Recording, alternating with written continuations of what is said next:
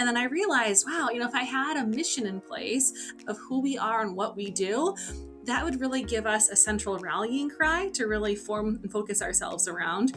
And it would also, quite frankly, help me better explain to others across the business who aren't familiar with us what purpose we serve and the value that we bring. And so during this time, I pulled the whole team together and we wrote a mission statement and a vision statement. And it was really important that I included the team in that conversation, because it wasn't just my orders from on high as the boss, me telling them who we are. It was all of us coming together and forming that identity together as a team. And I wanted every member of the team to be equally empowered in having that voice and defining who we are and where we're going. Hello and welcome to the Leadership Launchpad, where we help managers improve themselves, their teams, and their organizations. On this show, I talk with industry leaders, coaches, authors, and experts to give you actionable insights that will help improve your own performance and the performance of those around you. Our guest today is Laurel Schulert. Laurel is the Senior Director of Learning Experience at SAP Concur. She holds an MSED in Learning Design and Technology from Purdue University and a BA in Education from Eastern Michigan University. Laurel wrote the June 2023 TD at Work guide titled A-List L&D Team Assemble, earned the Master Performance Consultant Certificate through ATD, has presented at the ATD International Conference for 4 years running, and at the 2021 DevLearn Conference. This discussion is really a deep dive into why leaders like you should take the time to set a mission and vision for their team. I know we have touched on this topic before, specifically in the episode with Holly Betke, but that was really just one of several topics that we covered. And so in the show today, we really get into the weeds. You should expect to learn how a mission and vision can really help your team get better known across the business, why you should take advantage of times of change inside your organization, how to get alignment on the vision between your team and your boss, and so much more. Before we get into the discussion, I would like to remind you that if you are enjoying this show, one of the best ways you can help support us is by liking or rating the show. It really helps the reach, and I cannot tell you how much it means to me. If you can just take a few moments, it would really, really help. And with that, let's get into the discussion with Laurel Schulert. Laurel, welcome to the Leadership Launchpad. How are you doing today? I'm doing well. Thank you so much for having me here.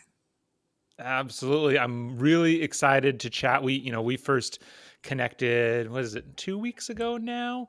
And I'm really looking forward to this conversation because of kind of what we're going to focus on, right? And I think, you work at SAP in the tech sector, in kind of all kinds of workplaces. There's a lot of change happening right now. Lots of restructuring, lots of people finding all of a sudden they're part of a different team, or their team gets condensed, or they're changing, the restructuring, and might have, some new mandate for their team. And in our discussion a couple of weeks ago, one of the things that we decided we wanted to focus on is this idea of how, in times of high change, how do you even figure out what your team does? Which maybe isn't something that some people take it for granted, but I think taking it for granted is a mistake, and there can be a really big challenge there. So what has been your experience with that? How do you figure out what your team does? Yeah, that's such a great question. So, first, I always try and think about what is the unique purpose that my team serves. And so, we're part of a wider department, we're part of a line of business within the SAP ecosystem. SAP makes up over 100,000 employees globally. So, Yeah. quite frankly, what is my team's purpose? What's the point, for those of us in my team to exist?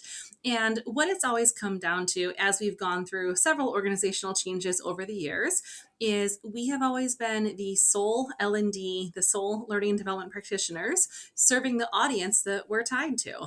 It's our responsibility to make sure that they are properly onboarded, that they receive proper ongoing training, and they're equipped to succeed in their roles. That's our purpose. What it really boils down to is that one word answer is training. And I can get a lot fancier about kind of the magic of how we do our craft, and we align to business goals Sure. and all of that. But really understanding our mission of why we exist, why the company has us there doing this work. That's really step one. So having that mission, and then we elevate to the vision and where are we trying to go? What are our aspirations as an organization?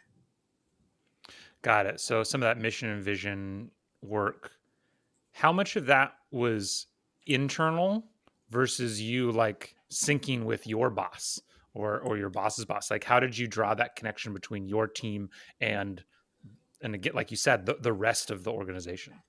Yeah, it's a great question. So, a little bit of both, honestly. And so, I became the manager of this team about 4.5 years ago. I had been a member of the team previously.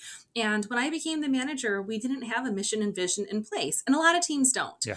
And what I Yeah. realized is, as I was going out and meeting with our vested partners and stakeholders across the business, a lot of people didn't know my team existed. And so, I was constantly finding myself in this position of doing these awkward elevator pitches of saying who we are.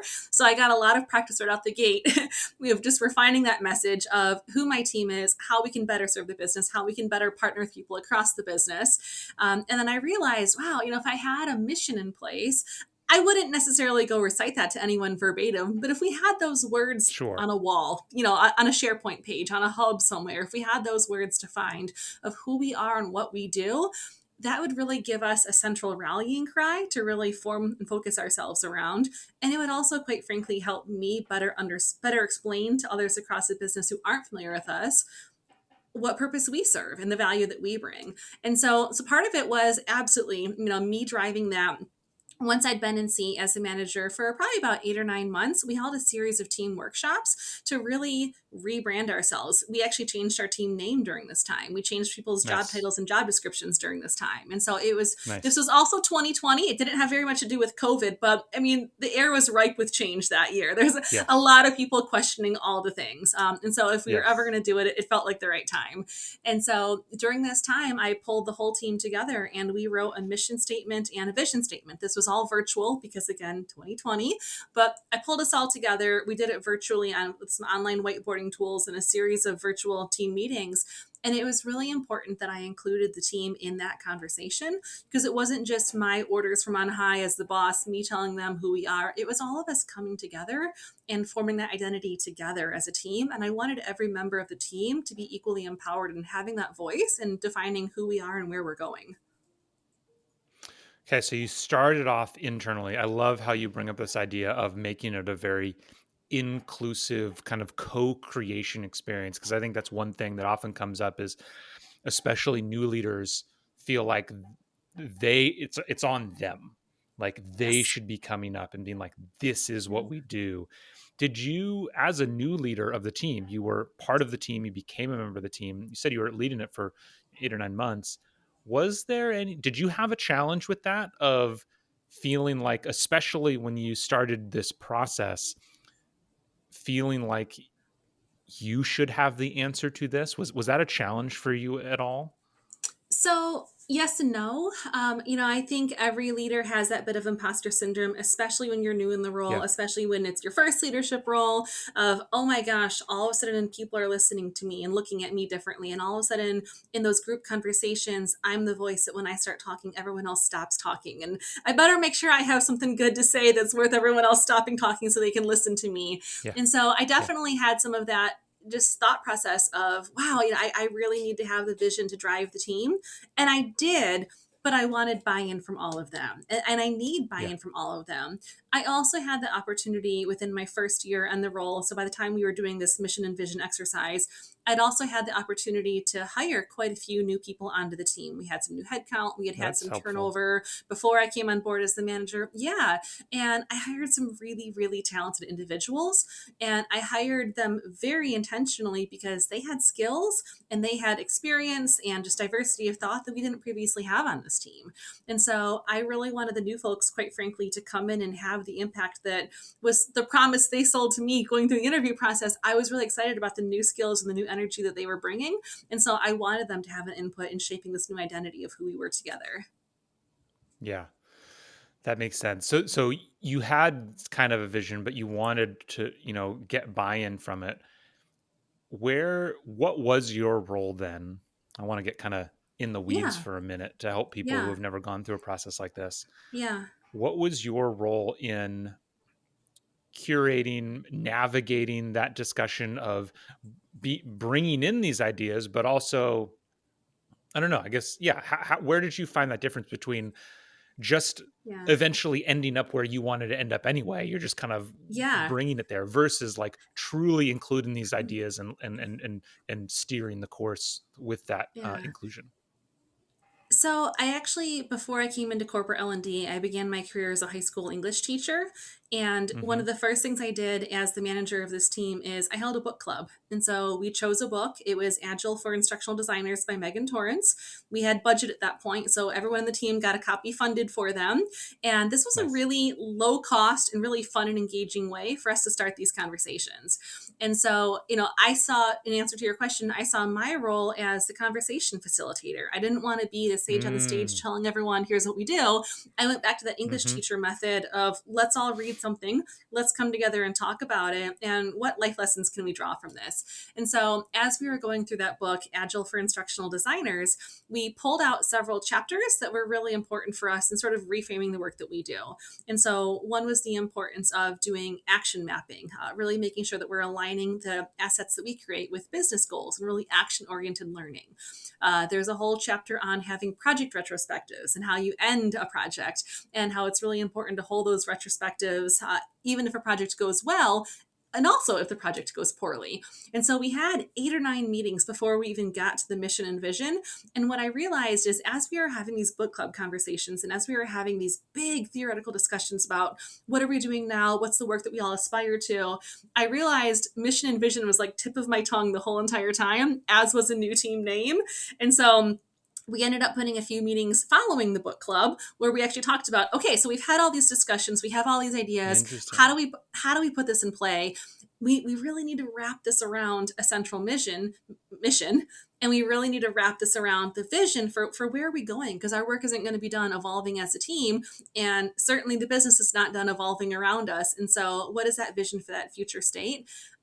Funny enough, at the start of this very conversation, you mentioned reorganizations. My team's gone through a couple of reorgs, as have most people in corporate settings today.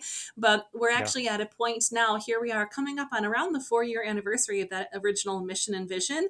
And I think it's really time for us to revisit those. We see them Yeah. as our North Star. They guide us throughout the year, but they're never carved in stone because they really Yeah. can and have to evolve over time. And I think now, 4 years later, the org has evolved enough around us. It's really time for us to craft a new mission and vision. Yeah. I love what you said there about kind of you use the book club to kind of set the context or get the ball rolling, because I think that is something that everybody needs to be prepared for if you want to do any of this work on a team. For most people on your team, chances are it's the first time they've ever done it. They're not in a like headspace to think about it. And like, what do we do? What do you mean? What do I do? I come in, you tell me what to do. I do the work. I go home. Like, I don't know. And so having a bit of discussion or a bit of time and space to kind of prep people and say like, hey, this is what we're going to be talking about. I can see that being really impactful. You mentioned this idea of, going through the reorgs and the kind of organization has changed enough. To me, the thing that comes to my mind there is, what are you looking at out in the organization? Because I guess kind of when it comes to mission and vision, like, you're changing what you say you do. Does that sound right? Yes, and some of that is honestly responding to organizational change. My team has been Yeah. picked up and wholesale lifted and shifted and placed somewhere new in the Yeah. organization. So we now Yeah. have a new audience of learners that we're supporting. And so those Okay. exact same conversations that I had 4 years ago around, hey, everyone, here's my team, here's the work we do, here's the value we bring, here's how we can partner you, here's how we actually help bring your vision into reality. I'm now having those conversations with a whole new set of partners in a different part of the business. Exactly. Yeah. So you're looking around you, looking at kind of your suppliers, your customers, and seeing what new relationships we need to create. Is there a matter of deciding yes or no on certain things? Like, are there things that you're looking at and being like, we're not going to do that anymore? Honestly, yes. I think one really great benefit that comes of having a reorganization is we get to pivot a little bit. And so I go back to Yeah. that elevator pitch. When I think about how I describe the value proposition that my team brings to our partners across the business, I'm making sure that I'm hitting the notes and hitting the elements that are things we really want to focus on. One thing my Yeah. team has really explored in earnest in the last year is performance consulting. We actually had several Yeah. members of my team went through the Association for Talent Development and got certified in performance consulting. And that Yeah. is a clear value that we can bring to this new organization that we now sit in. This isn't work they've previously had people doing. And so, Got it. all of these things, yeah, it's really summoning on us to change, but this is positive change, and this is change that we're really excited about, and it's allowing us to really play to our strengths. And I don't want to keep harping on mission, vision, but really having those two things in place has helped me have these conversations very productively. It's helped with everything from making sure we're staying in scope to things that really Yeah. play to our strengths. It's really helped with making sure that when we do recruiting, we're recruiting people onto the team who have the skills that are going to help us bring that vision into reality as we do evolve over time. And it's really helped make our value proposition clear to the stakeholders who aren't as familiar with us or don't really understand the full value that L&D can bring. Yeah, it's aligning expectations for sure Yes. is really what it comes down to. And so let's switch the conversation then because you kind of just mentioned it. So a lot of what we've been talking about is internally, you're like aligning internally to what you want to do.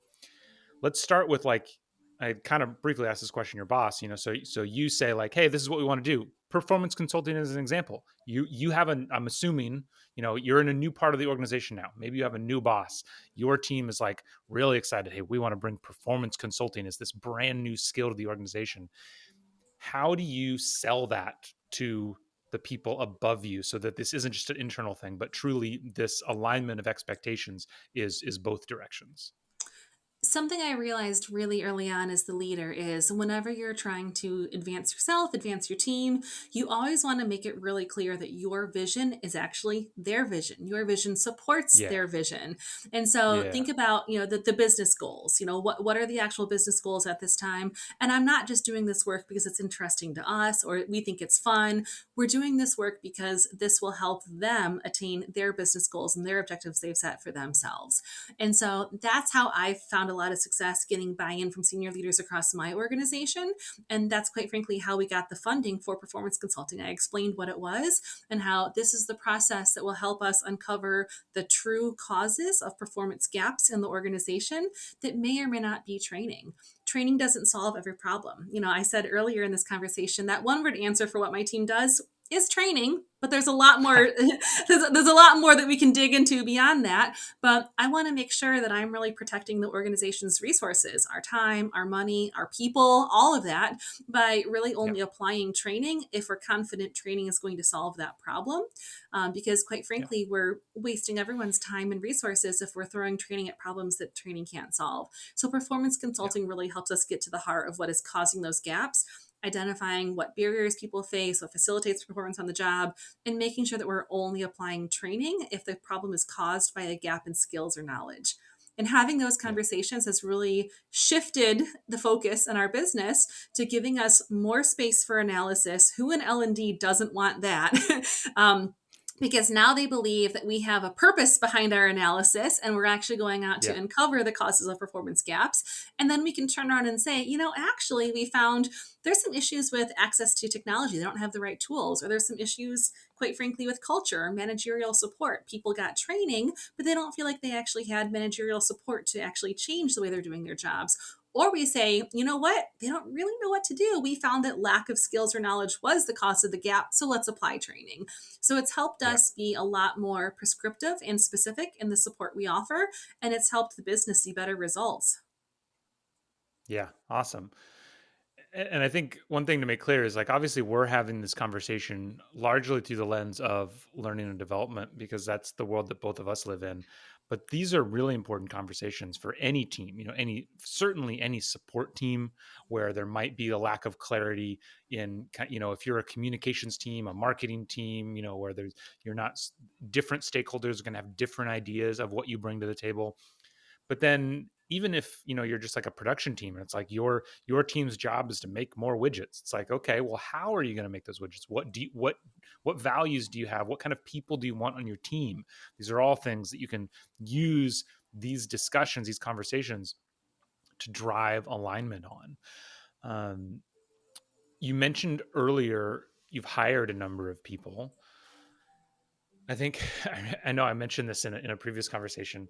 I remember I was working on some hiring training for a company that I worked for previously, and one of the hiring managers came in and what he told me that hiring is an admission that you are wrong, or an admission that you don't have the resources you need, right? Like you've told your boss, like, hey, we're going to go do this thing, and now you've realized, oh, you can't do it with the resources you have. You need to go hire people. So just like you say, like, oh, we need more money or we need more time, people is just another resource that you're kind of talking about. So once you've driven all this, it's very clear what you're doing, when you're doing it, why you're doing it. How do you decide that in order to do this stuff, you need another person or you need more people? That's an interesting quote that you heard. I don't think that's necessarily a negative thing. In Yes. my time as a hiring manager, I have seen growth on my team because, quite frankly, the business wants more of us. We were doing everything right, And and that's they always said, the best reason. That's fantastic. We want more of Yep. that. We're investing in you." And so Yeah. that's been a huge success for us, quite frankly.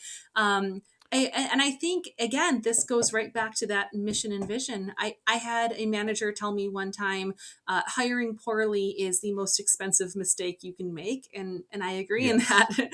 And I think that every time you hire, it's an opportunity to really reassess, do I have the skills and the knowledge of my team to really carry that vision into reality? Do I have the skills, Mhm. knowledge on my team to quite frankly get the job done? And what gaps do I have? One of the practices I do with my team every single year is a SWOT analysis: that strengths, Hmm. weaknesses, opportunities, and threats. It's very old Yep. school. It's kind of tried and true, but it is because it works, honestly. And so every single year we do a SWOT analysis. And we found that some themes are true over time. Some new ideas emerge, of course, as the organization changes around us, as our team changes. And Hmm. that really kind of helps me have that finger on the pulse of the current state of the union, let's just say. And I think about, how this impacts everything from individual and team goals. What are individuals going to be doing to seize opportunities, address weaknesses? What are we doing as a team in those factors? And then if I do get the chance to hire in the year ahead, what new talent or what new experience, what new perspective, what new skill can I bring onto the team that's going to help us seize those opportunities and close those weaknesses? And so that's how I always approach hiring. I love that. I mean, it's very similar to. It's funny because I think in L&D, at least I've seen it. We're always feeling, well, this isn't true just for learning and development.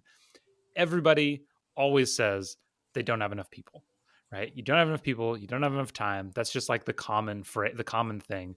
Just like everybody says, we need training. Like every problem is a training problem. Every problem is a hiring problem. Um, and so just like with training, where we said were trying to get people to be like, whoa, whoa, whoa, what's the actual problem here? I think with hiring, it makes a lot of sense to, exactly like you're saying, you're doing a SWOT analysis to do it, of like, no, no, no, let's not just like hire people just because we got authority to hire people. Let's make sure there's a problem here. I did want to go back really quickly to what you mentioned before, of a lot of times you're getting to hire people because like the business is actively saying like we need more support.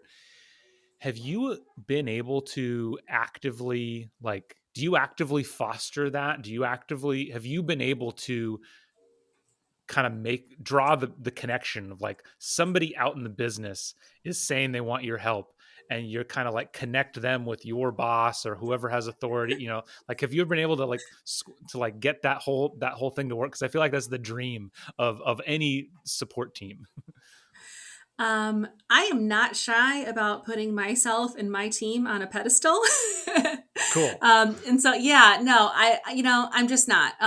It's, I think that this is something that, culturally, whether you want to say a woman in the workplace, a woman in leadership in tech, whatever it may be, um, I, I have found I need to advocate for myself, and I have found that I need to Mm, advocate for my team. And luckily in my career, I have mostly had leaders who are very, very supportive of me and my team, and they recognize the good work that we're doing. But absolutely, I am not shy about identifying opportunities and going out and seizing them. There is a previous leader in our learning and development org who now has a more kind of traditional business role elsewhere in the business uh-huh. now. And that leader and I keep a regular sync on the calendar every couple months. We chat and catch up. And I'm always sharing success stories that, things that my team is working on because she's invested in my Yeah. team. She knows us. She used to be one of our peers. And every so often, those conversations lead to her saying, you know what, there's a problem over in my part of the business. Can one of your consultants come in and help us solve our problem? Mm, Yes, absolutely. And so I'm always really careful again to protect against scope creep, protect against roles and responsibilities. I try and make mm-hmm. really intentional choices, but I am not shy about volunteering myself and my team to what I consider to be a worthy cause that's going to help us get a little more recognition and have that bigger impact. And that can be everything from just, kudos and accolades all the way through job security, honestly. Yeah.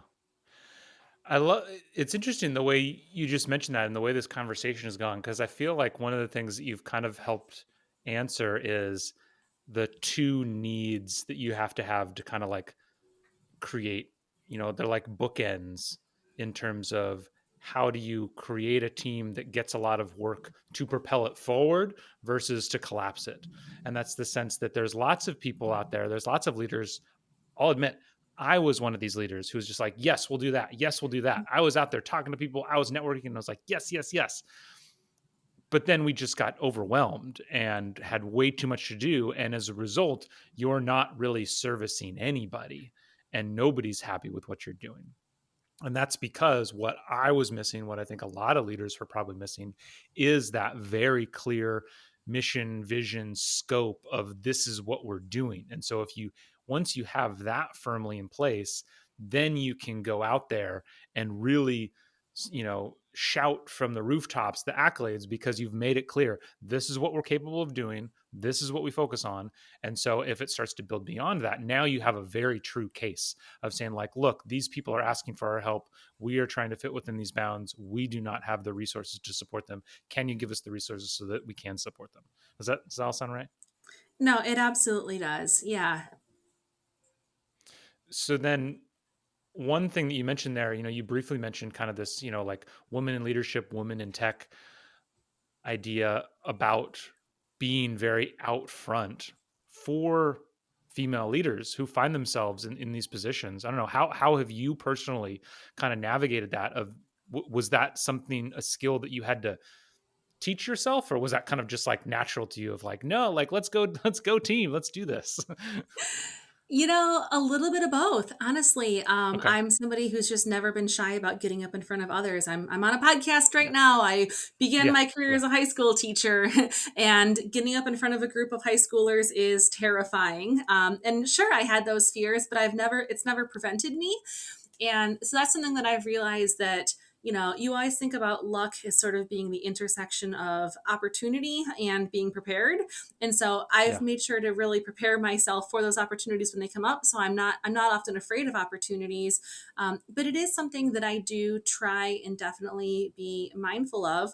Um, you know, I think oftentimes, and this may be a gendered female thing, and it may not be. We often expect the workplace to be a meritocracy. Well, if I Mm, if I just do good work, everyone will notice me. If I'm always chipping in, if mm, I'm always raising my hand, everyone will notice me.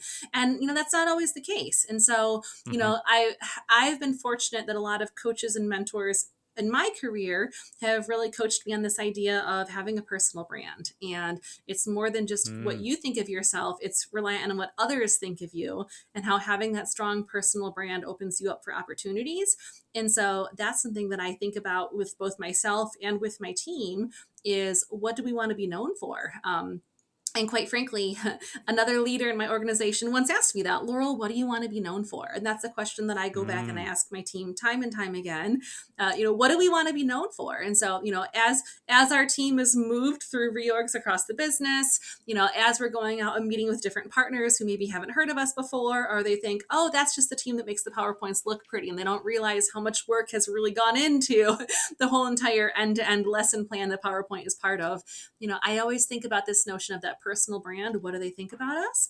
And that gives me the courage to present myself and my team in the best light yeah. possible. Yeah, it sounds like it's just one more reason to do this mission and vision work, because then it makes it easier for you to Yes. go out and evangelize, because you know what you want to Yes. say, you know what you want to celebrate. Yes. Interesting. That makes a lot of sense. Um, as we close, I do want to take a moment to think about this again. There's so much reorganization happening right now. Sometimes that reorganization is shrinking, or certain teams are taken out, and all of a sudden your team, you've done all this work, you have all this, like, this is what we want to be known for, this is our mission and vision, and then something happens, the company changes, and it's like, wow, your scope doubled, or you have half the number of people that you did yesterday. How how do you manage that when all of a sudden the scope changes kind of outside of your control? It's funny, Matt. I don't think this is something that you and I had talked about before the call, but that's also an experience I've had as a leader. I shared a story a few minutes ago about the good times when the business invested in us. And Yeah. unfortunately, a few months ago, things went in the opposite direction, and a few people on my team were impacted by layoffs. And Yeah. so, I really thought about a couple different things here. What is my role as the leader in this situation? What is my role as the manager and like an HR front, and communicating information and wrapping up the end of their employment? But then also, what is my role as a leader? And I mentally invested in these people as much as the business financially invested in these people. Yeah. And so I wanted to do a couple things for both the people who were on my team still and the folks who unfortunately were exiting the company. And so for the people who are on my team, I've been very, very careful in the last several months to really protect them from scope creep, from expansions of their Hmm. roles and responsibilities. Because even though everyone who is still here is feeling a sense of relief that we are still here, there's still a bit of fear, quite frankly. That what does Sure. the future look like for us? Yeah. As there's reorganizations, will my role be Yeah. changing? Is my work Yeah. changing? Are the people who I've historically worked with, maybe doing different things as well? And so I've really worked to bring clarity to the people that are still here, and who are still invested in being here and supporting this mission.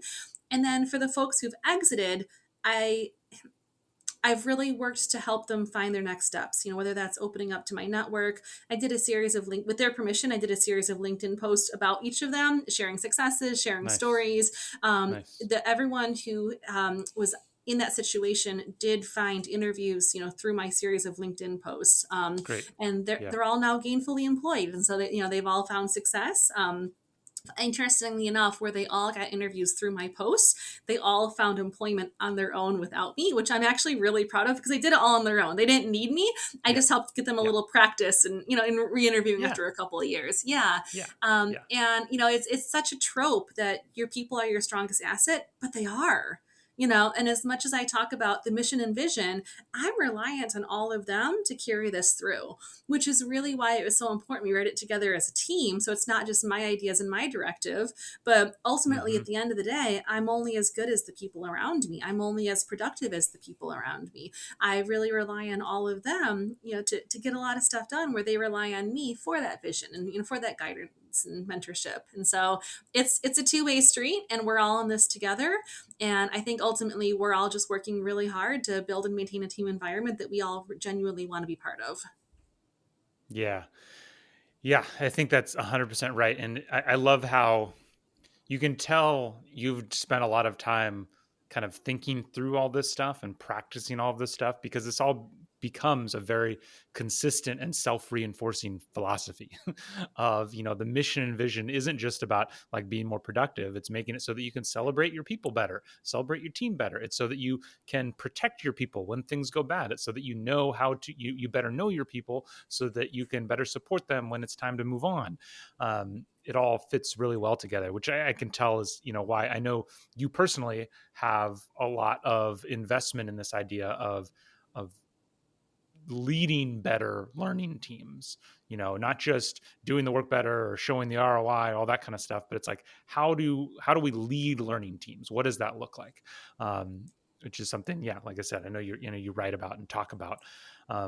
So for specifically on that, what are better way? How should people find you if they want to hear more about that? If they like what they've heard, want to hear a little bit more about that message, where should people find you? Well, thank you so much. I invite anyone listening to connect with me or follow me on LinkedIn. And I've also had the great fortune to publish a white paper through ATD, the Association for Talent Development. It was published last year, June of 2023, and it's titled the A-List L&D Team Assemble. And it covers a lot of the topics we talked about today, and really that intersection of where L&D meets leadership and how to lead the learning function in your organization. Excellent. Well, everybody should definitely check that out. We will put links both to your LinkedIn and to that white paper down below in the comments so people can find it easily. Laurel, this has been great. I think there's a lot. We've touched on this idea of mission and vision before in some podcasts, but really briefly, this is the first time where we've kind of dove this deeply into it, which I really appreciate. So thank you so much for being here. I hope you have a great rest of your day. Thank you, and same to you. Thank you so much for listening to today's show. If you are looking for help turning your organization's great engineers into great managers, me and my team at Better Everyday Studios would love to help. We deliver targeted and interactive training workshops that are designed to help build the 3 fundamental skills of any new manager: building trust, giving feedback, and setting goals. Reach out to me through matt@bettereverydaystudios.com so we can start making your organization better every day.